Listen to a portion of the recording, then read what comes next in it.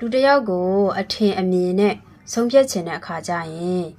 ခန့်ချေလိုက်ဆိုတဲ့ဒီစကားလုံးလေးကိုအသုံးပြုပါတယ်ခန့်ချေလိုက်ဆိုတဲ့စကားလုံးလေးဒီလူတယောက်ကိုအထင်အမြင်ဆုံးဖြတ်ခြင်းနဲ့ကိုယ့်ရဲ့အမြင်ကိုလူတစ်ဖက်သားကိုဆုံးဖြတ်လိုက်တဲ့အခါမျိုးတွေမှာသုံးပါတယ်ဟောဒီခန့်ချေလိုက်ဆိုတဲ့အဓိပ္ပာယ်ဒီ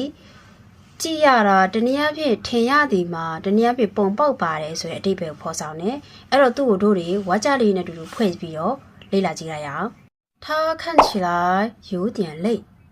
他看起来有点累သူကြည့်ရတာပင်ပန်းနေတဲ့ပုံစံပဲတနည်းအားဖြင့်သူကြည့်ရတာပင်ပန်းနေမှုပေါက်နေတယ်တနည်းအားဖြင့်သူကြည့်ရတာပင်ပန်းနေတယ်လို့ထင်ရတယ်အဲ့လိုမျိုးလေးသုံးပါတယ်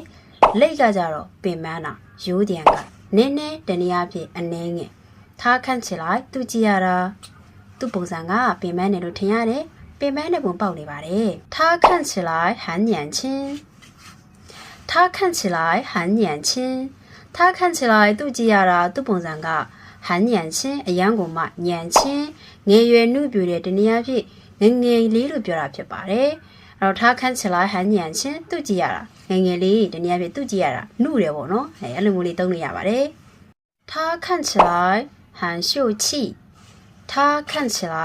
很秀气他看起来သူ့ပုံစံကြည့်ရတာတော့很秀气အရန်ကိုမှ秀气ကကြတော့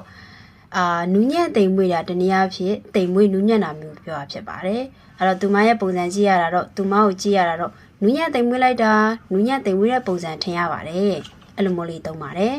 他看起来很高兴他看起来很高兴他看起来သူ့ကိုကြည့်ရတာတော့ဟန်အတော်ကိုမှအရန်ကိုမှ高兴ပြောနေပါတယ်ပြောနေတယ်လို့ပြောတာဖြစ်တယ်အဲ့တော့他看起来很高兴သူ့ကိုကြည့်ရတာပျော်နေတယ်လို့ပဲသူ့ကိုကြည့်ရတာပျော်နေတဲ့ပုံပေါက်ပါတယ်သူ့ကိုကြည့်ရတာပျော်နေရထင်တယ်အဲ့လိုမျိုးလေးယူဆတဲ့အနေအထားမျိုးမှာလည်းသုံးပါတယ်ခန့်ချီလိုက်ပုံစံလေးကိုသုံးတတ်မယ်လို့မျှော်လင့်ပါတယ်တရုတ်နိုင်ငံမှာဒီခန့်ချီလိုက်ဆိုတဲ့ပုံစံလေးကိုအပြောများကြပါတယ်အဲ့တော့တခါတည်းတူတူလိုက်မှတ်ကြမယ်နော်ဘိုင်ဘိုင်